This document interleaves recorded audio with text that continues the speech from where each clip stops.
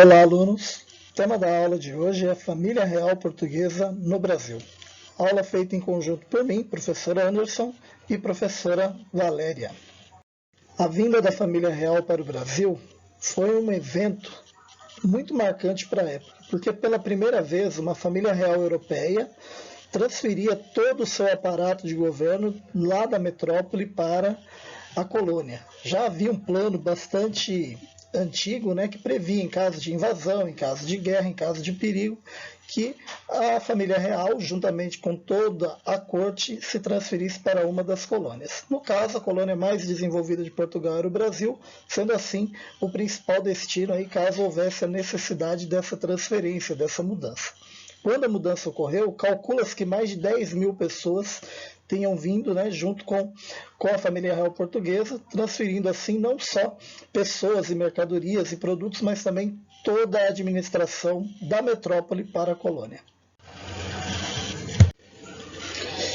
O principal motivo que levou a família real portuguesa a se transferir para o Brasil foi justamente o contexto das guerras napoleônicas, onde Napoleão Bonaparte, em seu projeto de expandir o seu domínio por toda a Europa, acabou esbarrando naquele que foi o seu pior inimigo, no caso a Inglaterra. Após fracassar na tentativa de invadir a Inglaterra, Napoleão decretou então o bloqueio continental, que impedia toda e qualquer nação europeia a realizar qualquer tipo de contato, principalmente comercial, com os ingleses. Portugal tinha como seu principal parceiro econômico a Inglaterra, acabou desrespeitando, descumprindo o acordo, o que levou Napoleão a enviar tropas. Essas tropas invadiram Portugal ainda em 1807, fazendo com que o regente Dom João, junto com a família real e todo o aparato da sua corte, então partissem para o Brasil de forma assim, foi bem dizer uma fuga, Foi a fuga da família real, fugindo das tropas de Napoleão, que os conduziu ao Brasil.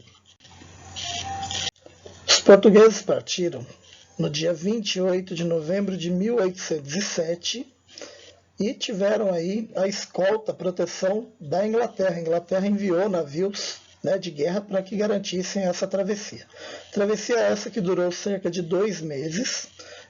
O fato interessante é que a família real foi dividida em vários navios, e essa medida era importante porque era muito claro que poderia acontecer um naufrágio, poderia afundar o navio, e para garantir que todos os herdeiros ou algum herdeiro chegasse à segurança, eles foram então divididos. Apesar do medo, acabou sendo uma travessia relativamente tranquila, pelo padrão da época, E no dia 22 de janeiro de 1808, todos os navios chegaram a Salvador. Lá em Salvador, eles foram recebidos com bastante festa e ali permaneceram por cerca de 1 mês. Foi lá em Salvador que o príncipe regente Dom João assinou o Tratado de Abertura dos Portos às Nações Amigas. Entenda-se, Nações Amigas, como principalmente a Inglaterra naquele momento. Por que essa medida foi tão importante? Na prática, ela acabava com o exclusivo colonial, acabava com o pacto colonial, onde o Brasil só poderia realizar qualquer tipo de comércio e interação com a metrópole portuguesa. A partir da assinatura desse tratado, vários produtos de diversas nações, principalmente da Inglaterra, poderiam chegar diretamente aos portos brasileiros. Bom, após cerca de 1 mês na Bahia, o príncipe regente e a sua comitiva seguiram para o Rio de Janeiro, que seria declarada a capital do Império, a nova capital do Império Português, lá chegando em 7 de março de 1808. Porém, chegando lá, havia um problema. Como alocar todas essas pessoas? Onde essas pessoas iriam se hospedar? Onde elas iriam se instalar? Bom, a solução encontrada foi requisitar as residências dos moradores do Rio de Janeiro, em sua grande maioria comerciantes e funcionários do governo, que acabavam recebendo em seus imóveis a sigla PR. PR que significa príncipe regente, mas que os brasileiros da época, interpretando aí, ironicamente, como ponha-se na rua. Uma outra importante medida do governo regencial, Dom João, em relação à Inglaterra, foi o Tratado de Comércio assinado em um acordo bilateral, que favorecia muito os ingleses naquele momento, que, entre outras coisas, estabelecia algumas mudanças importantes, como uma maior liberdade religiosa, lembrando que o Brasil era um país católico e pelo tratado os protestantes ingleses poderiam construir cemitérios e construir seus templos protestantes aqui também, tá? Mas a principal medida realmente foram as vantagens comerciais. O imposto de importação para produtos ingleses seria até mais baixo que o valor cobrado de produtos portugueses. Enquanto os portugueses pagavam 16% em impostos, os produtos ingleses geravam apenas 15% em impostos, enquanto outras nações era cobrado 24% nas alfândegas brasileiras. Outra medida também foi o compromisso do fim do tráfico negreiro, né, já que era interesse da Inglaterra a abolição da escravatura. Explico. A Inglaterra vivia a sua revolução industrial, né? Estava produzindo produtos em larga escala e buscava um mercado consumidor. Então, tanto nessa relação de comércio com a ex-colônia portuguesa, né, no caso o Brasil, sendo um grande mercado consumidor, também a questão do fim da escravidão visava o aumento desse mercado consumidor. Escravo não compra, escravo não é cliente. O homem livre, o trabalhador livre assalariado, sim, com certeza. O período que Dom João permaneceu aqui no Brasil como príncipe regente do Império Português, é importante a gente destacar que ele se sentiu muito bem, foi muito bem recebido, ele se instalou, era querido pela população, né? Diferente de toda aquela pressão que existia em Portugal, aqui no Brasil ele teve tranquilidade para governar.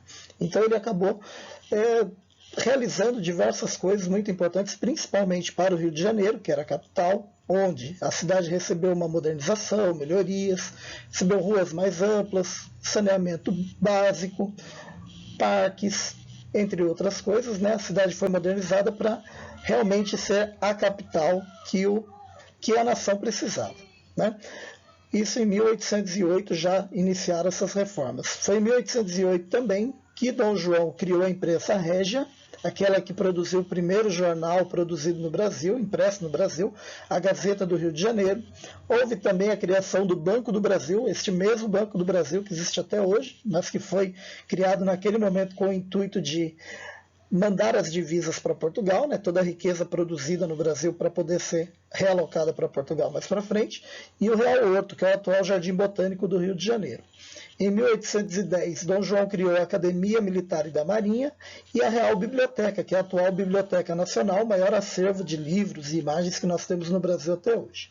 Em 1813, ele criou o Real Teatro de São João. E em 1815, houve um fato muito importante no que diz respeito à política, ainda naquele caminho, né, em que o Brasil deixava de ser colônia e passou a ser elevado à condição de Reino Unido a Portugal e Algarves. Algarves, que é a região sul de Portugal, também tinha essa classificação de Reino Unido, fazendo com que o Brasil tivesse aí o mesmo status do Reino Português. O Brasil não era mais colônia, o Brasil não se rebaixava mais a Portugal, estava no mesmo nível. Em 1816, cria-se também a Escola de Belas Artes, que existe até hoje, e em 1818, Dom João criou o Museu Nacional. Vale destacar também que em 1816, Dona Maria I, mãe do Dom João, acabou falecendo no Rio de Janeiro. Com isso, por direito de herança, né, o herdeiro legítimo do trono, torna-se rei com o título de Dom João VI. E outro fato marcante ser destacado é que ele é o único monarca europeu até hoje a ter sido coroado fora da Europa, um rei europeu coroado aqui na América, aqui no Brasil. Dom João também se preocupava com a questão cultural. Foi nesse sentido que, após o fim das guerras napoleônicas, acabou trazendo para o Brasil a assim chamada, assim conhecida Missão Francesa, onde professores, músicos, escultores, artistas de diversos segmentos acabaram vindo para o Brasil, né, convidados a vir para o Brasil para trazer esse enriquecimento cultural, né, trazer uma certa europeização dos valores culturais aqui no Brasil. Entre eles podemos destacar dois pintores, o Nicolas Antoine Taunay e Jean-Baptiste Debré, que representaram aí muitas cenas do cotidiano brasileiro na época, que são utilizados até hoje nas salas de aula. Em 1817, Dom João teve que lidar com a Revolução Pernambucana, um movimento separatista de caráter republicano que aconteceu na capitania de Pernambuco. Esse movimento, liderado pelas elites locais e com apoio popular, era inspirado principalmente no Iluminismo, na Revolução Francesa e na independência dos Estados Unidos da América. Essa revolução contou com nomes como Domingos José Martins, José de Barros, Lima, Cruz Cabugá, Padre João Ribeiro, entre outros. Eles acabaram proclamando uma república na capitania de Pernambuco que prevaleceu ali por 2 meses. O principal motivo da revolução foi o grande número de impostos cobrados por Dom João. Então, uma das primeiras medidas desse movimento foi abolir esses impostos, estabelecer a liberdade de imprensa e liberdade religiosa e a instituição do princípio dos 3 poderes, executivo, legislativo e judiciário, mostrando aí a clara inspiração iluminista. Aumentaram o salário dos soldados, porém mantiveram o trabalho escravo, rebelião essa que foi duramente reprimida pelas tropas de Dom João, enviou soldados e navios de guerra que acabaram com a rebelião de forma rápida e brutal. Enquanto Dom João permanecia no Rio de Janeiro, governando o Império Português a partir daqui do Brasil, em Portugal a situação era muito tensa, pois desde a expulsão dos franceses do seu território, os políticos locais clamavam a volta do rei, o retorno do rei e da corte para a capital, para a metrópole. O que não ocorria, que acabou levando então os políticos de Portugal a se organizarem, junto com os militares, a fazer o levante do Porto em 24 de agosto de 1820. Esse movimento contou também com a participação dos membros do clero, da nobreza e de pessoas do povo. Começou na cidade do Porto, mas rapidamente se espalhou por todo Portugal, ganhando força mesmo em Lisboa, a capital. As principais consequências dessa revolução foram a exigência do retorno do rei para Portugal. Dom João hesitou, Dom João de fato não queria retornar para Portugal, queria continuar o seu governo no Rio de Janeiro, onde ele tinha paz para governar, mas cedendo à pressão e com medo de perder o trono, acabou retornando em 1821, porém deixando em seu lugar o príncipe herdeiro do trono, o príncipe Dom Pedro. Outra exigência, no viés mais liberal, era justamente o fim do modelo absolutista e a instalação de um modelo mais, digamos assim, mais liberal, uma monarquia constitucional. Outra exigência dos portugueses era que o Brasil fosse rebaixado à condição de colônia novamente. Eles não gostaram nada quando o Brasil foi elevado à condição de Reino Unido. Então, o plano era fazer com que Dom João retrocedesse nas suas medidas e tornasse o Brasil novamente uma colônia portuguesa, exigindo assim a volta do príncipe herdeiro Dom Pedro para Portugal, que acabou sendo frustrado, primeiro em março de 1822, quando o Dom Pedro decidiu ficar no Brasil, não obedecer às ordens vindas de Portugal, e em no dia 7 de setembro de 1822, quando ele então proclama a independência do Brasil e rompe politicamente com Portugal. Vamos chegando ao fim da nossa aula. Para encerrar, gostaria que vocês observassem essas 2 imagens, uma que representa a partida de Dom João e a família real portuguesa, seu regresso a Portugal, e a imagem da direita representa o príncipe herdeiro Dom Pedro, Pedro IV de Portugal, mas que ficou conhecido aqui para nós como Dom Pedro I, primeiro imperador do Brasil, aquele que foi responsável pela nossa independência. Aqui algumas referências bibliográficas, alguns sites que serviram como modelo, mas destaco que a aula foi baseada principalmente no livro didático que nós utilizamos em sala de aula no nosso dia a dia. Muito obrigado.